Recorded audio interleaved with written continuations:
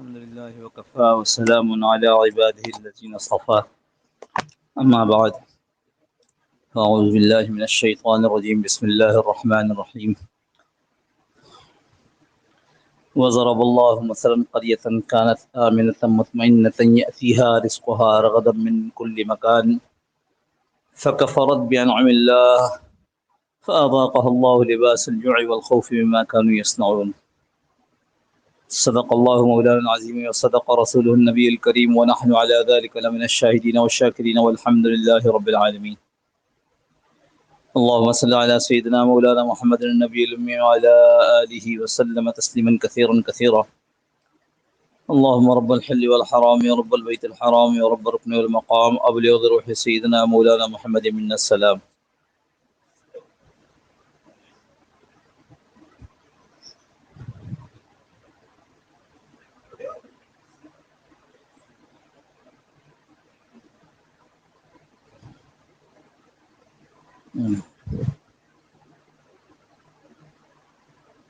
بزرگان محترم، اللہ جل جلالہ عما نوالہ نے حضور اکرم صلی اللہ تعالی علیہ وسلم کے ذریعے ہم تک اپنا کلام پاک قرآن کریم نازل فرمایا، اور اس میں ہماری دنیا اور آخرت دونوں کے بنانے کا اور اس میں کامیاب کرنے کا طریقہ سمجھا دیا، سکھا دیا، بتلا دیا۔ گزشتہ جمعے ہم قرآن پاک میں اللہ پاک نے جو ایک مثال دی ہے اس کا تذکرہ کر رہے تھے۔ وَضَرَبَ اللَّهُ مَثَلًا قَرْيَةً، اور اللہ پاک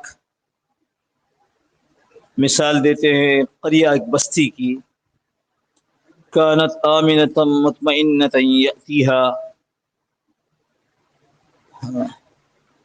امن والی تھی، اطمینان والی تھی، یأتیہا رغدا من کل مکان، یأتیہا رزقہا رغدا من کل مکان، جہاں کھانا آتا چاروں طرف سے، رزق آتا چاروں طرف سے، صرف کھانا نہیں کہنا چاہیے، اس لیے کہ رزق میں ساری ضروریات ہیں۔ فکفرت بانعم اللہ،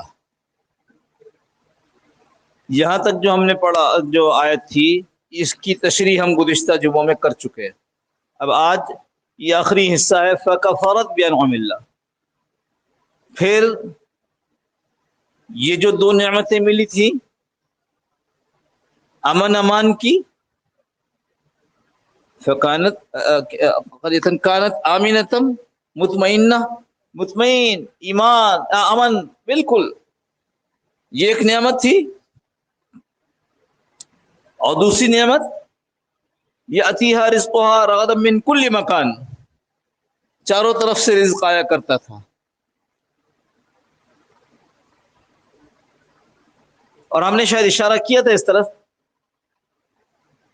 کہ یہ دونوں مسائل جس کو آج ہم نے اپنا بڑا مسئلہ بنا رکھا ہے، یہ دونوں شروع سے انسانیت کے مسائل ہیں، اور اسی لیے اللہ نے ان مسائل کا حل بتایا تھا۔ کیا؟ ایک امن امان، سیکیورٹی، اور ایک معیشت، اکانومی۔ وہ بستی ایسی ہی تھی، بڑی امن امان میں تھی، بڑی، کوئی کسی قسم کا خوف نہیں تھا، دونوں طرف سے سیکیورٹی چاہیے تھا، باہر والوں سے بھی اور اندر والوں سے بھی، کفار ہوں یا منافقین ہوں۔ اور دوسرا اکانومی، یہ دونوں چیزیں تھیں، لیکن فکفرت بانعم اللہ، یہ جو نعمت اللہ نے دی تھی ان کو، اس نعمت کو انہوں نے اللہ کی نعمت نہیں جانا اور اللہ کی ناشکری کی، تو پھر فرمایا، یہ آج کی بات ہے، فَأَذَاقَهَا اللَّهُ لِبَاسَ الْجُوعِ، پھر اللہ نے پہنا دیا ان کو لباس، کس کا؟ بھوک کا، لباس الخوف، خوف کا، والجوع، اور بھوک کا۔ عجیب، میں جیسے دو دو دو جمعہ گزشتہ بات ہوتے ہوتے ایک دم کسی اور طرف چل گئی کہ اللہ کا کلام کیسا کلام ہے، اور پھر ہم نے پہلی آیت الحمدللہ رب العالمین کی تشریح کی تو وقت گزر گیا، خبر ہی نہیں ہوئی کہ ہم جو بات کہنے بیٹھے تھے واقعی اللہ کا کلام ہے۔ فَأَذَاقَهَا اللَّهُ لِبَاسَ الْجُوعِ، اذاقہ چکھا دیا ہم نے، لباس الجوع، لباس الخوف والجوع، لباس الجوع والخوف، بھوک اور خوف کا لباس۔ یہ لباس تو نہیں ہوتے، خوف اور بھوک یہ لباس تو نہیں ہے، لیکن اللہ کہنے لباس۔ پھر اس سے پہلے اذاقہ اللہ، اللہ نے چکھا دیا لباس بھوک اور خوف کے۔ لباس چکھا جاتا ہے، لیکن اللہ کا کلام ہے، اللہ نے جب ان الفاظ کا انتخاب کیا ہے تو واقعی وہ انتخاب اللہ کا ہے، انسان کا نہیں ہے۔ مفسرین نے اس کی بڑی تشریحات کی ہیں۔ لباس الجوع والخوف، بھوک کا لباس اور خوف کا لباس، لباس اس لیے لفظ استعمال کیا کہ یہ بدن سے جڑا رہتا ہے ہر وقت، لباس بدن کے ساتھ ہر وقت ہے، لہذا خوف اور بھوک ہر وقت، اس سے چھٹکارا نہیں ہوتا تھا۔ اور دوسری بات فرمائی، لباس انسان کو چاروں طرف سے گھیرتا ہے،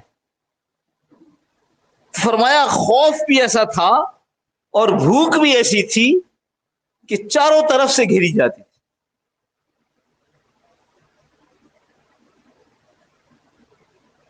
اور مفسرین نے یہ لکھا ہے کہ ایسی بھوک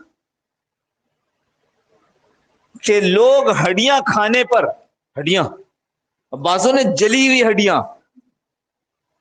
اور مردار یہ کھانے پر مجبور ہو گئے لوگ، ایسا اللہ نے ان کو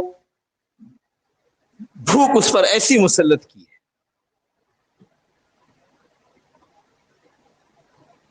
فَأَذَاقَهَا اللہ، ارے عجیب، لباس پہنایا جاتا ہے، اللہ کرے چکھایا گیا۔ تو فرمایا ان دونوں سے یہ بات ظاہر ہو گئی، لباس باہر سے اور چکھنے کا مطلب کیا ہوا کہ اندر بھی محسوس ہوتا تھا وہ خوف اور بھوک۔ اور بعضوں نے یہ لکھا کہ ہم تو اردو میں بھی یہی کہتے ہیں، ایسا مزہ چکھایا، سزا دیے، اور کہتے ہیں ایسی سزا دی ہے، ایسے سزا کا مزہ چکھا دیا، تو کہتے ہیں چکھا دیا۔ اللہ رب العزت نے یہ قرآن نازل فرمایا اللہ پاک کی زبان مبارک سے ہے، جیسا ان کی زبان، ان کے شان کے لائق زبان ہے، ہماری طرح نہیں ہے۔ جب یہ قرآن کریم نازل ہوا کرتا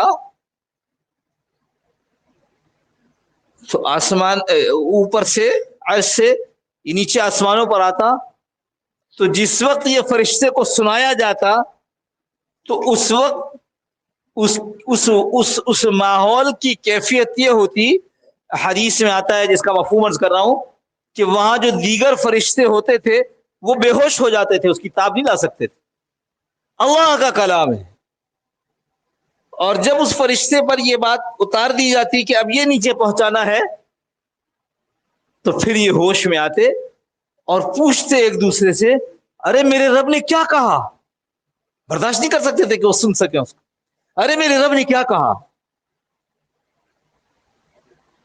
تو اللہ کا کلام ہے، ہمیں تو ان چیزوں کا ادراک نہیں ہے، ہاں ہمیں تو ان چیزوں کا احساس نہیں ہے، لیکن یہ باتیں یہ بتا دیتی ہیں کہ واقعی اللہ کا کلام ہے۔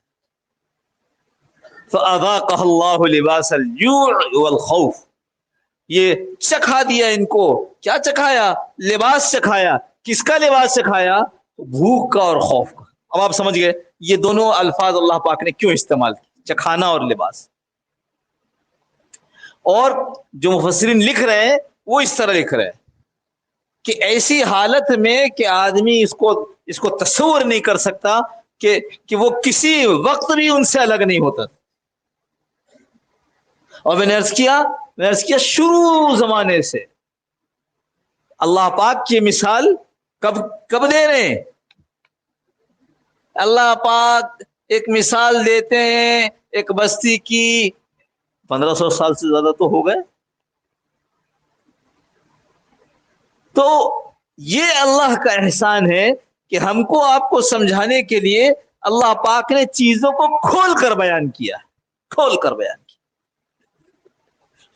اس میں کوئی ایسی بات نہیں رہنے دی کہ ہم کہیں کہ اچھا یہ حالات تو ہمارے اوپر پہلی مرتبہ ہے اور ہمارے پاس تو رہنمائی نہیں ہے کہ اب کیا کرنا چاہیے. اب رہنمائی نہیں ہے تو کیا کرنا چاہیے؟ تو IMF کے پاس جانا چاہیے, پوچھنا چاہیے بھائی تمہارے پاس ہماری بھوک کا کوئی حل ہے؟ اور جو بڑے بڑے ممالک ہیں اسلحے والے, ان کے پاس جانا چاہیے, ان سے پوچھنا چاہیے تمہارے پاس ہمارے امن کے لیے کوئی چیز ہے کہ ہم امن میں چین میں سکون میں آ جائیں, دشمن کا خوف ہم سے ہٹ جائے. میرے اللہ نے مجھے آپ کو غیروں پر نہیں چھوڑا.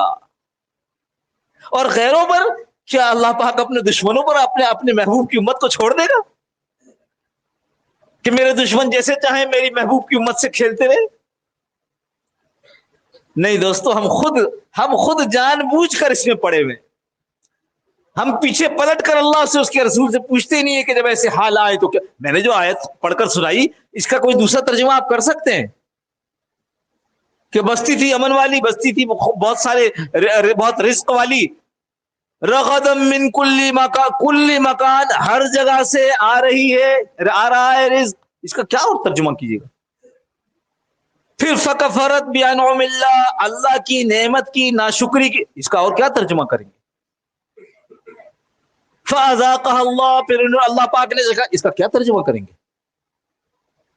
سیدھا ترجمہ ہے. آدمی پلٹ کر دیکھے تو اللہ نے ہمارے لیے کیا رہنمائی بھیجی ہے کہ جب ایسی اچھی بستی تھی. آپ حضرات جو زیادہ چیزوں میں گھس کر چیزوں پر غور کرنے والے ہیں, ان کو اگر یاد ہو, اسی ملک کے اندر وہ جو کوریا بہت ترقی کر رہا تھا اس زمانے میں, اس نے اپنا وفد بھیجا تھا کہ جا کر دیکھ کر آؤ کہ پاکستان والے اتنی تیزی سے ترقی کیسے کر رہے ہیں. یہ اس ملک پر حالات گزرے ہیں. فکفرت بانعم اللہ. لیکن ہم اس ملک والے, ہم نے جو اللہ کی نعمتوں کی ناقدری کی ہے.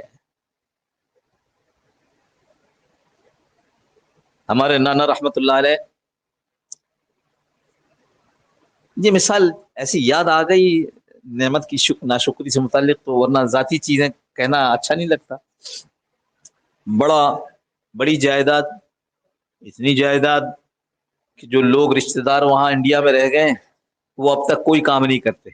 وہ صرف اس جائیداد میں سے ایک زمین کا ایک حصہ بیچ دیتے ہیں, 70-72 سال 75 سال وہی کھا رہے ہیں. جب قائد اعظم یہاں سے انڈیا گئے, ان کے علاقے کو دیکھا,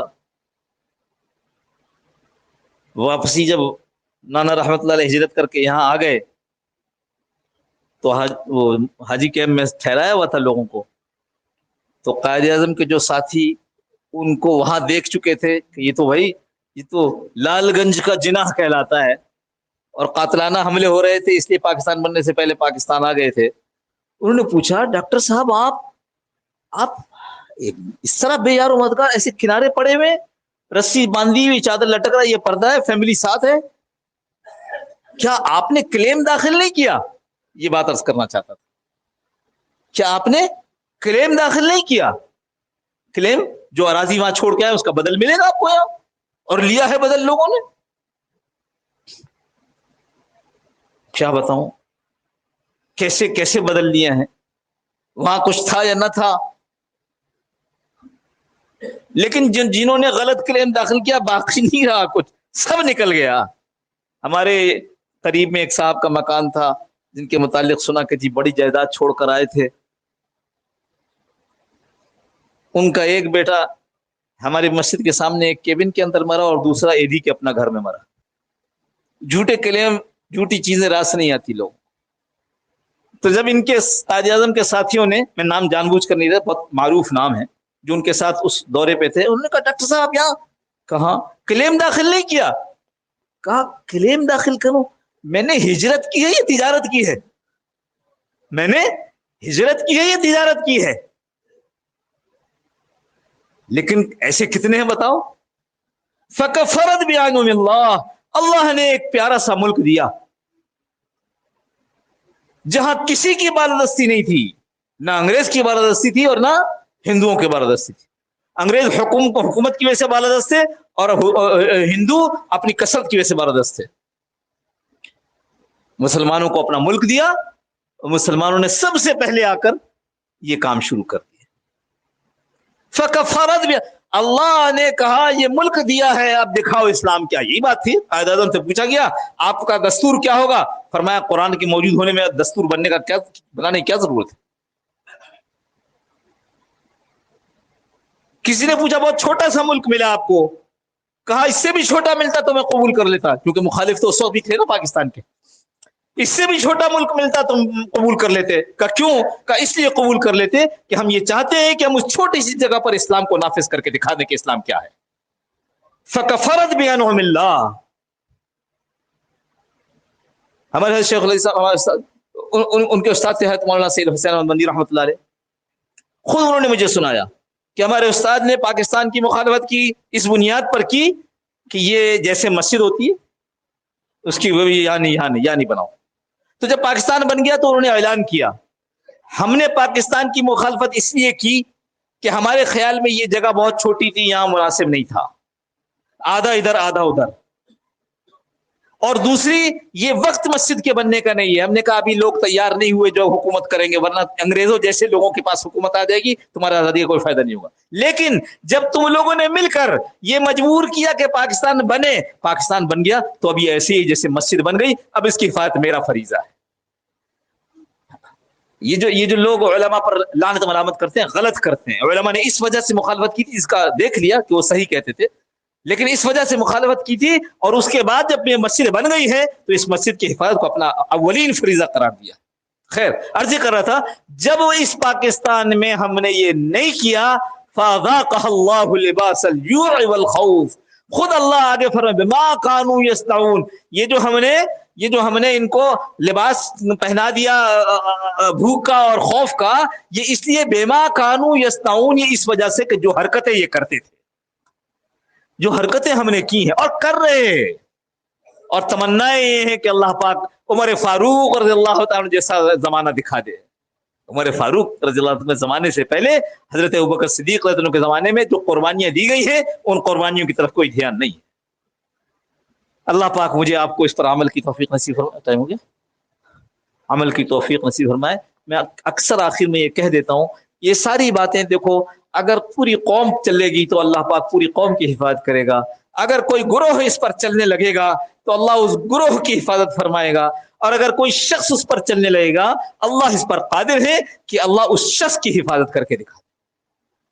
وہ جو ابراہیم علیہ السلام قلنا یا نار کونی بردا، اے نار اے آگ ٹھنڈی ہو جا، بردا ٹھنڈی ہو جا، اور کیا ٹھنڈی ہو جا، لیکن ایسی ٹھنڈی نہیں کہ ابراہیم اس ٹھنڈ سے پریشان ہو جائیں. بردم و سلامن، ٹھنڈی بھی ہو سلامتی والی بھی. آگے کیا فرمایا؟ علی ابراہیم، ساری دنیا کی آگ گرم کر رہی تھی، جلا رہی تھی، سوائے اس آگ کے جو کہ ابراہیم علیہ السلام کے اوپر. اللہ کے لیے کچھ مشکل نہیں ہے، ساری دنیا اس کی سزا بھگت رہی ہو، لیکن وہ ایک آدمی جس نے اللہ سے تعلق قائم کر لیا، اللہ اس کو اس سزا سے بچا کر کے دکھا دے. اللہ پاک مجھے آپ کو اس پر عمل کی توفیق نصیب فرما دے. وآخر دعوانا